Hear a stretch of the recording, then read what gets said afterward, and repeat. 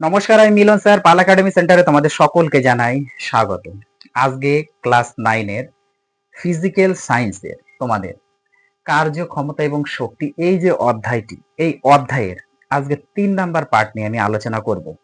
এর আগে তোমাদের কার্যক্ষমতা এবং শক্তি এই অধ্যায়ের পার্ট 1 এর একটি ক্লাস আমি আপলোড করেছি এবং পার্ট 2 এর আরেকটি ক্লাস আপলোড করেছি। যারা এখনো পর্যন্ত দেখোনি তারা দয়া করে পার্ট 1 এর এবং পার্ট 2 এর এই দুটো ক্লাস একটু দেখবা। কারণ এই দুটো ক্লাস যদি তোমরা ক্যাপচার করতে পারো তাহলে আজকে যে 3 নাম্বার পার্টের আমি ক্লাসটা শুরু করব তোমাদের বুঝতে অনেক সুবিধা হবে। ওকে, দেখো পার্ট 1 এর ক্লাসে আমি কার্য নিয়ে আলোচনা করেছি এবং কার্যের উপর ডিপেন্ড করে যে ধরনের টপিকস বা যে ধরনের কোশ্চেনগুলি অ্যাকচুয়ালি এক্সামে আসে তার প্রত্যেকটি বিষয়ে আমি আলোচনা করেছি। যদি দেখো তাহলে বুঝতে পারবে। এবং পার্ট 2 তে আমি ক্ষমতা এবং শক্তি নিয়ে সেখানে আলোচনা করেছি এবং পার্ট নাম্বার 2 তে আমি আরেকটি কথা বলেছি যে তোমাদের এনার্জি বা শক্তির সব থেকে ভাইটাল একটি পার্ট, একটি গুরুত্বপূর্ণ টপিকস আজকের এই 3 নাম্বার পার্টে আমি আলোচনা করব। আর আজকে এই 3 নাম্বার পার্টে আলোচনা করার পূর্বে তোমাদের কাছে আমার ছোট্ট একটি রিকোয়েস্ট, যারা আমার চ্যানেলে নতুন এখনো পর্যন্ত চ্যানেলটিকে সাবস্ক্রাইব করনি তারা অবশ্যই চ্যানেলটিকে সাবস্ক্রাইব করে পাশে থাকা বেল আইকনটিকে একটু প্রেস করে রাখবা। আর যারা ফেসবুক প্রোফাইল থেকে আমার ক্লাসগুলি দেখছো তারা অবশ্যই এখনো পর্যন্ত যারা আমার প্রোফাইলটিকে ফলো করনি তারা একটু ফলো করে পাশে থাকবে। এবং সর্বশেষে ক্লাসগুলি যদি ভালো লেগে থাকে তাহলে অবশ্যই একটা লাইক করতে কেউ ভুলবে না। এবং তোমাদের যাদের যেখানে সমস্যা আছে আমাকে সমস্যাগুলো একটু কমেন্ট বক্সে কমেন্ট করে জানাবে।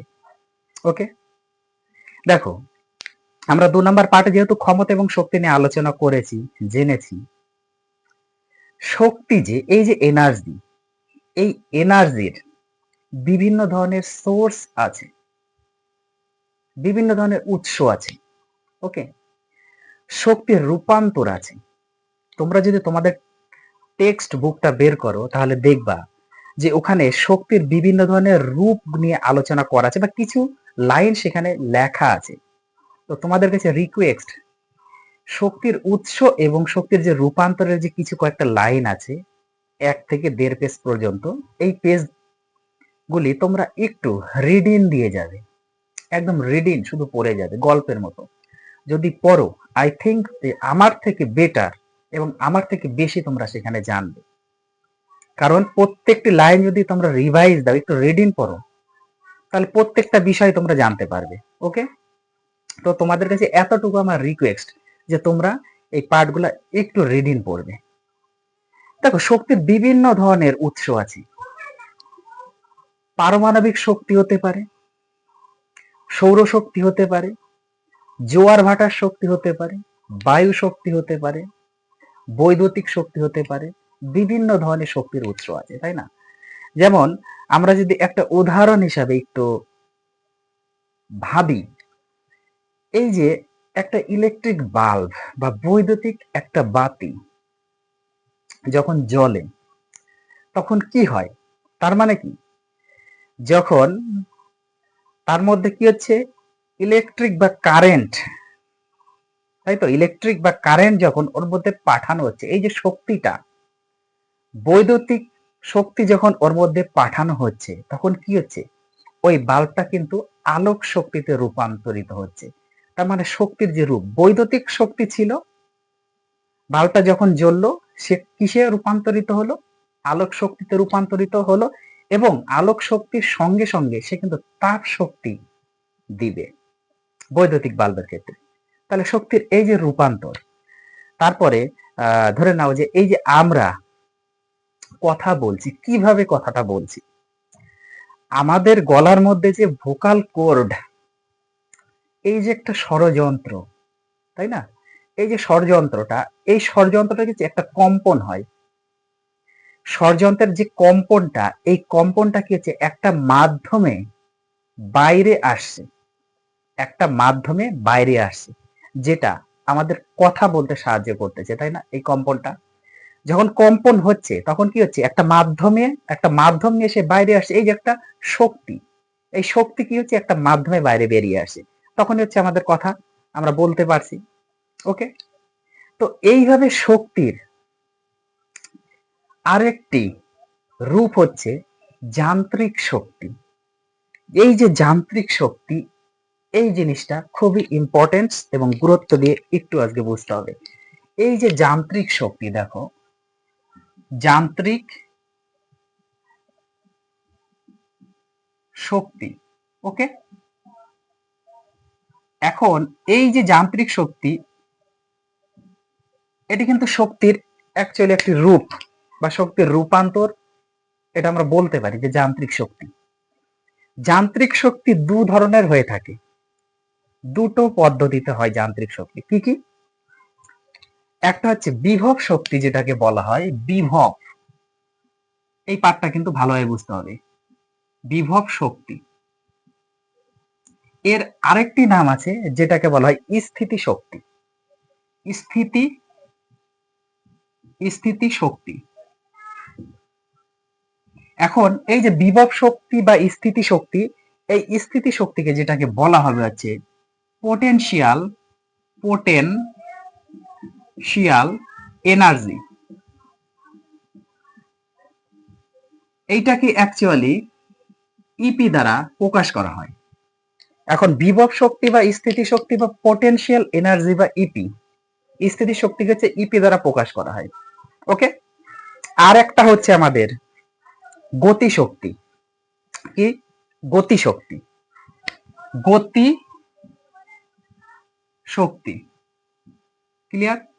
এই গতি শক্তিকে বলা হচ্ছে কাইনেটিক এনার্জি। কি বলা হয়? Kinetic energy. Kinetic energy equal two, এটাকে বলা হয় ইকে। ইকে দ্বারা এটাকে লেখা হয়।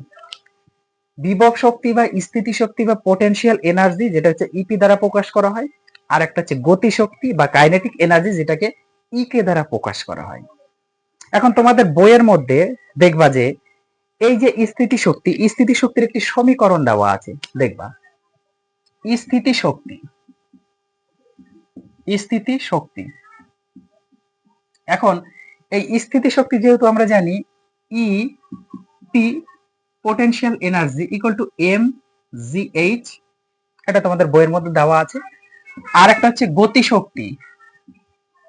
গতি শক্তি, গতি শক্তি যেটা হচ্ছে kinetic energy equal to half M V square, half M V square. এই দুটো জিনিস তোমাদের বইয়ের মধ্যে দেওয়া আছে। কিন্তু কিন্তু আমাদের আজকে জানতে হবে যে এই potential energy equal to M G H কিভাবে এলো, আর একটা গতি শক্তি যেটা হচ্ছে kinetic energy equal to half M V square কিভাবে এলো, এই বিষয়টা একটু গুরুত্ব দিয়ে আজকে তোমাদের বুঝতে হবে। ওকে, দেখো এই অধ্যায়ের যদি বেশি কোশ্চেন থাকে, সব থেকে গুরুত্বপূর্ণ কোশ্চেন, এই দুটো কোশ্চেন হচ্ছে সব থেকে গুরুত্বপূর্ণ, এবং এই দুটো টপিকস এর উপর ডিপেন্ড করে তোমাদের 90% ম্যাথমেটিক্স করতে হবে। শুধু ক্লাস 9 এর জন্য না, বিভিন্ন ধরনের এক্সামের ক্ষেত্রে এই দুটো টপিকস এর উপরে ডিপেন্ড করে কোশ্চেন আসে। ক্লিয়ার? তাহলে আজকে একটু ভালোভাবে তোমাদের বুঝতে হবে। দেখো এখন আমাদের এই স্থিতি শক্তি ইপি ইকুয়াল টু এমজিএইচ কিভাবে প্রমাণ করতে হবে বা কিভাবে এসেছে, এখন একটু বোঝো। মনে করি বা মনে করো যে কোনো একটি বস্তু তার স্বাভাবিক অবস্থান থেকে অন্য একটি অবস্থানে নেওয়া হচ্ছে। এই একটা বস্তু মনে করো, এই বস্তুটার তার যে স্বাভাবিক অবস্থান এখানে ছিল, এই স্বাভাবিক অবস্থান থেকে অন্য একটি অবস্থানে নেওয়া হয়েছে, যেটা হচ্ছে এম ভরের একটি বস্তু কণাকে। কিভাবে নেওয়া হলো? কোনো একটি বস্তু কণাকে বা এম ভরের একটি বস্তুকে তার স্বাভাবিক অবস্থান থেকে অন্য কোনো অবস্থানে নেওয়া হয়েছে, সেটা হচ্ছে অভিকর্ষ বলের বিরুদ্ধে। অভিকর্ষ বলের বিরুদ্ধে, এটা মোস্ট ইম্পর্টেন্ট একটা ল্যাঙ্গুয়েজ, এই ল্যাঙ্গুয়েজটা তোমাকে এখানে দিতে হবে। ওকে, যে এম ভরের একটি বস্তু কণাকে তার স্বাভাবিক অবস্থান থেকে, ওকে, এইচ উচ্চতায় অভিকর্ষ বলের বিরুদ্ধে নেওয়া হয়েছে, কোন একটি অবস্থানে নেওয়া হয়েছে, এবং সেক্ষেত্রে যদি অভিকর্ষ ত্বরণ জি হয়, অভিকর্ষ ত্বরণ যদি জি হয়, তাহলে এই বস্তুটার অ্যাকচুয়ালি কৃতকার্য কত? এই বস্তুটার অ্যাকচুয়ালি কৃতকার্য কত? তাহলে আমরা এখানে লিখতে পারি যে অতএব বস্তুর কৃতকার্য, অতএব বস্তুর কৃতকার্য,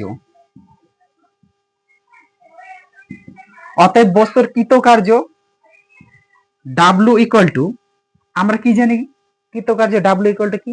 বল ইন্টু সরণ, বল ইন্টু সরণ, তাই না? বল ইন্টু সরণ, তার মানে কি বস্তুর কৃতকার্য ডাব্লু ইকুয়াল টু বল ইন্টু সরণ, আমরা জেনে গেছি। ক্লিয়ার এতটুকু? এখন দেখো, বল মানে আমরা কি জানি? বল মানে আমরা কি জানি? মনে পড়ে নিউটনের দ্বিতীয় গতিসূত্র থেকে আমরা কি শিখেছি? নিউটনের দ্বিতীয় গতিসূত্র থেকে আমরা শিখেছি যে বল সমান সমান কি হয়?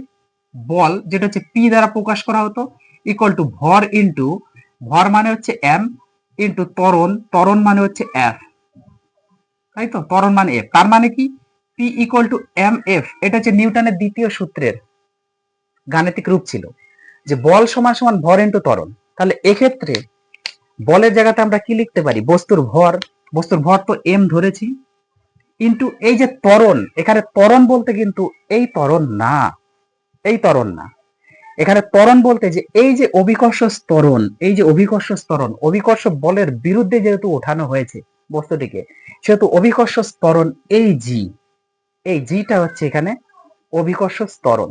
ওকে, তাহলে ত্বরণ বলতে এখানে অভিকর্ষ ত্বরণকে বোঝাতো হলো। কেন হলো? কারণ অভিকর্ষ বলের বিরুদ্ধে আমরা নিয়েছি বস্তুটিকে। আর সরণ, সরণ মানে কি? যে দূরত্বটা অতিক্রম করেছে, বা যতটা দূরত্ব ও কতটা হাইটে আছে, এই উচ্চতা আছে, এটাই হচ্ছে সরণ। তার মানে M G H, M G H, বস্তুর কৃতকার্য W equal to M G H. আশা করি ক্লিয়ার হয়ে গেছে আজকে, তাই না? তবে এখান থেকে আরেকটা কন্ডিশন আমাদের একটু বুঝতে হবে। কি কন্ডিশনটা? দেখো, কন্ডিশনটা হলো, আমরা জানি যে কোনো বস্তুর ভর, কোনো বস্তুর ভর এবং কোনো স্থানের যে অভিকর্ষ ত্বরণ, এই ত্বরণটা কি হয়? সবসময় ধ্রুবক হয়, তাই না? খেয়াল করো, খেয়াল করো এবার, বস্তুর ভর এবং অভিকর্ষ ত্বরণ, তার মানে এই যে বস্তুর ভর আর অভিকর্ষ ত্বরণ, এই দুটো যদি ধ্রুবক হয়, তাহলে আমরা ডাব্লু কি পাচ্ছি? Proportional to H. তার মানে কি ডাব্লু সমানুপাতিক এইচ। অর্থাৎ কোন একটি বস্তু কণাকে যত উপরে ওঠানো যাবে, তার কৃতকার্য ততটাই হবে। এইটাকে যত উপরে ওঠাবো আমরা, এর কৃতকার্য ততই হবে। এই বস্তুটা কণাকে যতটা নিচে নামাবো, এর কৃতকার্যতা ততটাই নিচে নামবে। বোঝা গেল? তার মানে যত নিচে নামাবো, ঠিক মানে যতটা পরিমাণ আমরা নিচে নামাচ্ছি, ততটা পরিমাণের কৃতকার্য হবে। আবার যতটা পরিমাণ উপরে ওঠাবো বস্তু কণাকে, ততটা পরিমাণের কৃতকার্য হবে। বোঝা গেল? মানে দুটোর ক্ষেত্রে সেম, যতটা উঠাবো ততটা হবে, আবার যতটা নামাবো বা যতটা কমাবো ততটাই হবে, দুটো সেম হবে। বোঝা গেল? এই ক্ষেত্রে স্থিতি শক্তি বা পোটেনশিয়াল এনার্জির ক্ষেত্রে। ক্লিয়ার? এইবার আসি আমরা একটু গতি শক্তি বা কাইনেটিক এনার্জির ক্ষেত্রে। দেখো, গতি শক্তি, আমরা তো একটা অভিকর্ষ বলের বিরুদ্ধে নিয়েছি, কোন একটা বস্তু কণাকে উঠিয়েছি, তাই না? কিন্তু এখন এটা অভিকর্ষ বলের বিরুদ্ধে না নিয়ে যদি আমরা সরাসরি একটু অনুভূমিক ভাবে বা অনুভূমিক তলে যদি নিই, তাহলে সেক্ষেত্রে কি বোঝাচ্ছে? দেখো, সেক্ষেত্রে আমাদের কৃতকার্য কি আসছে। এইবার মনে করো যে এম ভরের একটা বস্তু কণা আছে। এই বস্তু কণাটা সমত্বরণ নিয়ে, ওকে, সমত্বরণ নিয়ে, মনে করো সমত্বরণ নিয়ে, এম ভরের একটি বস্তু কণা সমত্বরণ নিয়ে বা ত্বরণ নিয়ে, তার অন্তিম বেগ যদি ভি হয়, অন্তিম বেগ যদি ভি হয়, চলছে এম ভরের একটি বস্তু কণা সমত্বরণ নিয়ে চলছে, এবং চলার পরে যদি তার অন্তিম বেগ ভি হয়, আর যদি সরণ এস হয়, সরণ যদি এস হয়, তাহলে সেক্ষেত্রে এই বস্তুর কৃতকার্য কত হবে? তাহলে এক্ষেত্রে বস্তুর কৃতকার্য ইকুয়াল টু কি? বস্তুর কৃতকার্য ডাব্লু হবে, বস্তুর কৃতকার্য হচ্ছে ডাব্লু।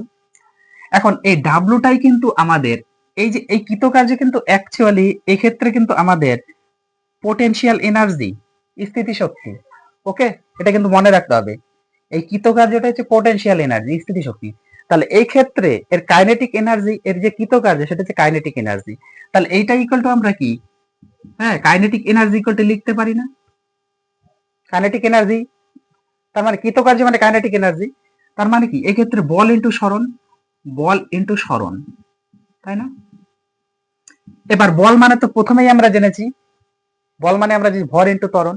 তাহলে এক্ষেত্রে ভর তো এম আর ত্বরণ তো এফ আছেই, তাহলে এম ইন্টু এফ হয়ে গেল।